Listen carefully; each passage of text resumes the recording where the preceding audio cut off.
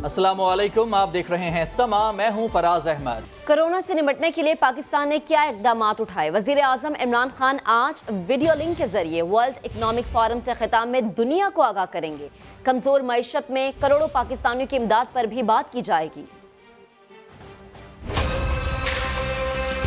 वजीर आजम को world economic forum से खिताब के लिए वीडियो लिंक के जरिए शिरकत की दावत दी गई है। अपने खिताब में लॉकडाउन के बाद तामीराती सनत को relief, command and operation centre और NDMA की खिदमात पर भी बातचीत करेंगे और कमजोर मुआशी हालात में करोड़ों पाकिस्तानियों को इमदाद कैसे पहुँचाई, इस हवाले से भी इजलास को आगाह किया जाएगा। वर्ल्ड इकनॉमिक फोरम के इजलास में कोरोना रिलीफ टाइगर फोर्स के 10 लाख रजाकारों के मंसूबे को भी दुनिया के बड़े फोरम पर उठाया जाएगा। वजीर आजम के मुआविन खुसूसी शहबाज गिल ने ट्विटर बयान में कहा कि वजीर आजम इमरान खान अपने खिताब में कोरोना वायरस के इंसानी जिंदगियों और मईशत पर पड़ने वाले असरात पर भी बातचीत करेंगे। आलमी बरादरी माजी में भी वजीर आजम की इंसान और माहौल दोस्त फिलॉसफी को सराहते हुए मुस्बत जवाब देती रही है। अब आपको बताएं कि मुल्क में आज से 2 माह बाद ट्रेन सर्विस का आगाज होगा। मुसाफिरों के लिए SOPs जारी कर दिए गए हैं। पहले मरहले में 4 सूबों से 30 ट्रेनें चलाई जा रही हैं। आज पहली ट्रेन पाकिस्तान एक्सप्रेस सुबह 6 बजे रावलपिंडी से कराची रवाना होगी और दूसरी ट्रेन रावलपिंडी से लाहौर सुबह 7 बजे चलेगी, जबकि तीसरी ट्रेन आज सुबह 7:30 बजे लाहौर से रावलपिंडी रवाना होगी। ट्रेन सर्विस के दौरान SOPs पर सख्ती से अमल दरामद होगा। मुसाफिर 1 घंटा पहले स्टेशन पर पहुंचें और किसी मुसाफिर के अजीज को स्टेशन की हुदूद में दाखिले की इजाजत नहीं होगी। ट्रेन में 60% मुसाफिर होंगे और 40% नशिस्तें खाली होंगी। मुसाफिर मास्क पहनकर आएं और सैनिटाइजर रेलवे फराहम करेगा। अब आपको बताएं, सुप्रीम कोर्ट के हुक्म पर सिंध हुकूमत ने शॉपिंग मॉल्स खोलने की इजाजत दे दी है, लेकिन SOPs पर अमल दरामद लाजमी करना होगा। हर खरीदार की थर्मल गन से स्कैनिंग की जाएगी। दूसरी जानिब ताजी रहनुमा अतीक मीर ने चांद रात तक कारोबार रात 12 बजे तक खोलने की अपील कर दी है। रिपोर्ट आपको दिखाते हैं।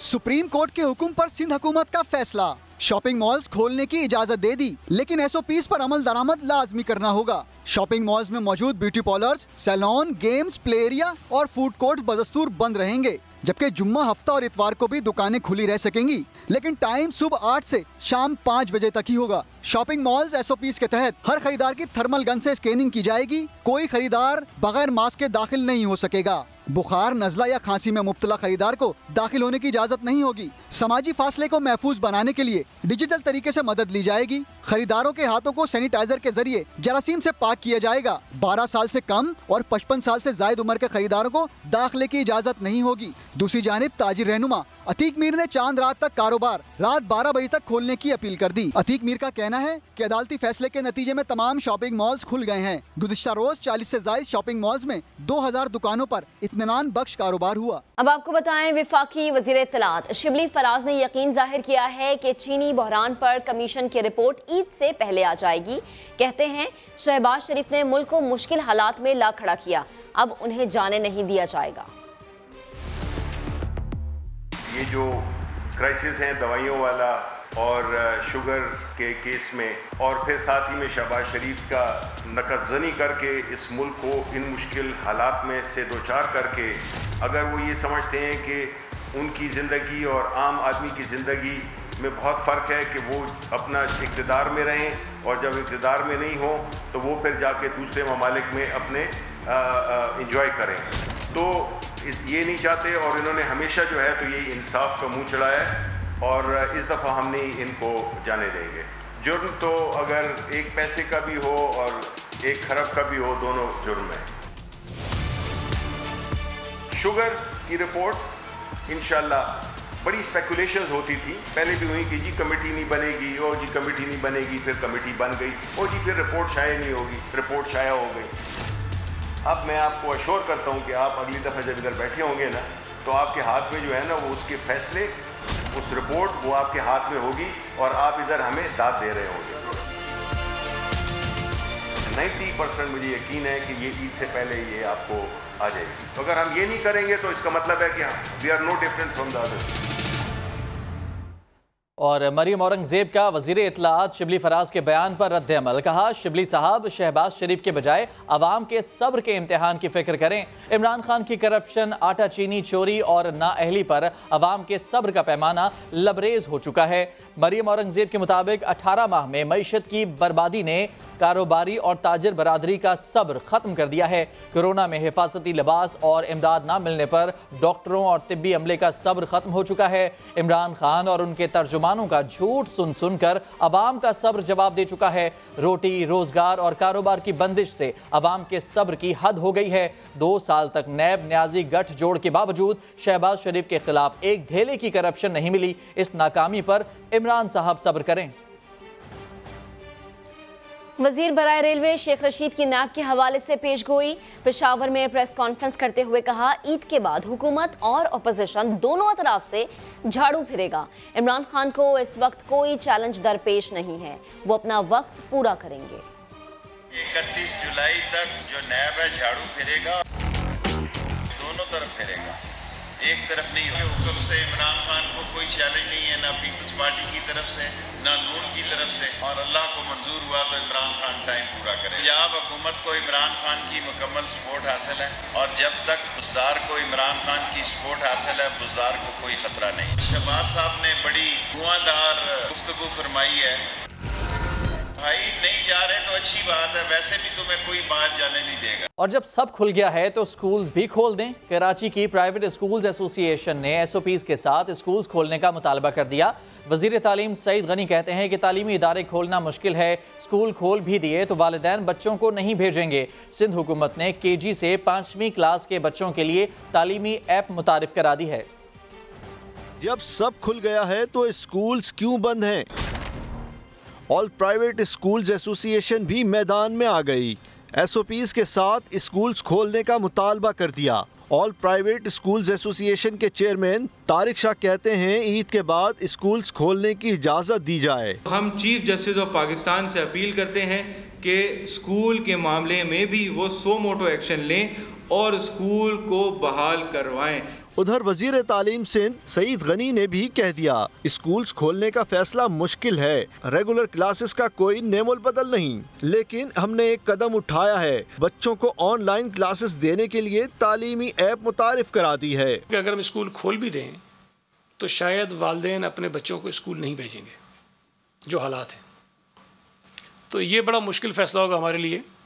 हम देख रहे हैं, अल्लाह करे हालात बहुत इस काबिल हो जाएं कि हम स्कूल खोलने की पोजीशन में आ जाएं। सईद गनी का कहना था कि ऐप को इस्तेमाल करते हुए KG से 5वीं जमात के बच्चों को ऑनलाइन क्लासेस दी जाएंगी, जबकि केबल TV के जरिए भी बच्चों को तालीम दी जा सकती है। कैमरामैन मोहम्मद कामरान के साथ संजय साधवानी, समा, कराची।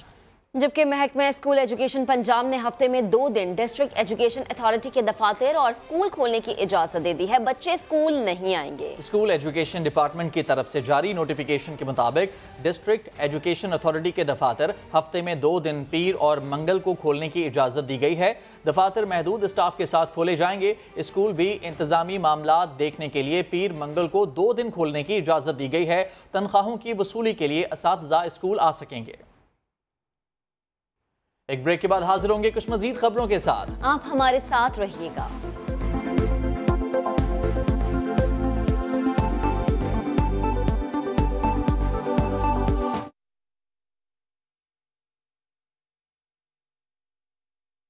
तमाम चीज़ों को दुरुस्त कर दिया, कभी नहीं कहा मैंने। हाँ, खामियां हैं, कोताहियां हैं, जिनको हम रोज़ ठीक करने की कोशिश कर रहे हैं, बेहतर बनाने की कोशिश कर रहे हैं। लेकिन हाँ, मैं ये ज़रूर कहता हूँ कि सूबाई सिंध ने ऐसे हस्पताल स्टैब्लिश किए हैं जो कि सारे पाकिस्तान के पेशेंट का ख्याल कर रहे हैं, जो सारे पाकिस्तान से पेशेंट्स जो आते हैं उनको मुफ्त क्वालिटी हेल्थ केयर प्रोवाइड कर रहे हैं। क्या आपको नहीं पता NICVD क्या कर रहा है? वो NICVD जो हमने वफाक से जब हमें 2011 में मिला था तो कराची में एक कैंपस था। आज उस एक कैंपस को कराची से बाहर लेके हम हैदराबाद, टंडो मोहम्मद खान, थर पार्कर, सेवन, खैरपुर, नवाबशाह, लाड़काना, सक्खर तक लेके गए, जहाँ पर सिर्फ मैं या मेरे सूबे से ताल्लुक़ रखने वाले शहरी का इलाज नहीं होता, सारे पाकिस्तान से पेशेंट्स आते हैं। तो मैं समझता हूँ अगर कोई अच्छा काम नहीं कर सकता तो कम से कम जो अच्छा काम करे उसकी तो पजीराई की जाए, और यही गुजारिश मैं करता हूँ। जहाँ हम गलत होंगे हमें कोई मसला नहीं है। मेरी प्रेस कॉन्फ्रेंस के बाद वो चैम्पियन गए थे SIUT, SIUT की मिसाल है पाकिस्तान में किसी और जगह? कोई मिसाल है कि किस तरीके से इंसानियत की खिदमत वो इदारा करता है? और ये लोग सिर्फ चूंकि सिंध गवर्नमेंट ने उस इदारे को ओन किया, चूंकि सिंध गवर्नमेंट ने कहा कि हम इतने अरब रुपए SIUT को देते हैं, तो वो चेक करने चले गए छापा मारने के लिए। और वो प्रेस कॉन्फ्रेंस में, यकीन माने आप, मुझे आप लोगों के लिए फिक्र थी। वो मैंने देखी वीडियो फुटेज कि कैसे तमाम लोग गुत्तम गुत्ता हुए थे, एक दूसरे के ऊपर चढ़े हुए थे। तो मैं समझता हूं कि थोड़ा सा इन लोगों को सोचना चाहिए कि आइसोलेट करना, सोशल डिस्टेंसिंग अगर उनके लिए ज़रूरी नहीं, अगर वो अहमक हैं तो आप लोगों के लिए तो ज़रूरी है। और इसलिए मैं तो अपनी प्रेस कॉन्फ्रेंस में, या मेरी सियासी जमात जो प्रेस कॉन्फ्रेंस करती है, उसमें आप देख सकते हैं कि तमाम लोग सोशल डिस्टेंसिंग के साथ बैठते हैं। ये करके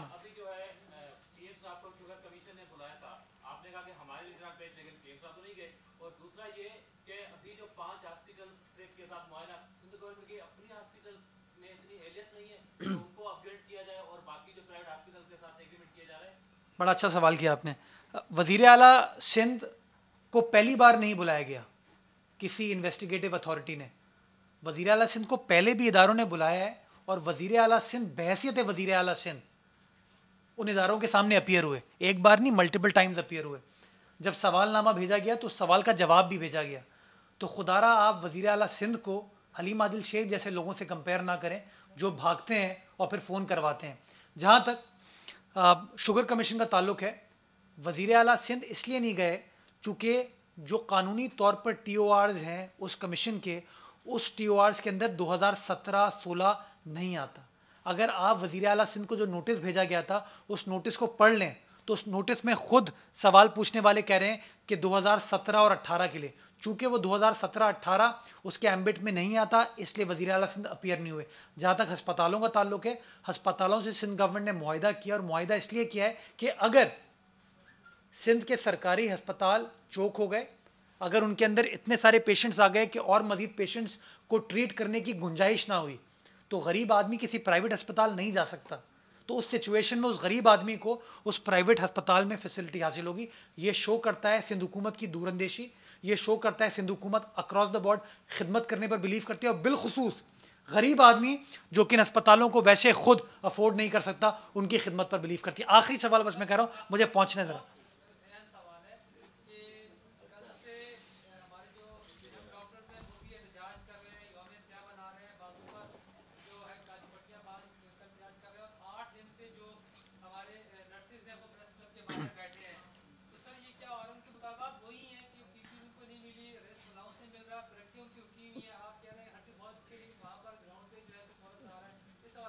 देखिए, जहाँ तक तनख्वाहों का और अलाउंसेस का ताल्लुक है, एक इशू है जो अरसे दराज से चल रहा है।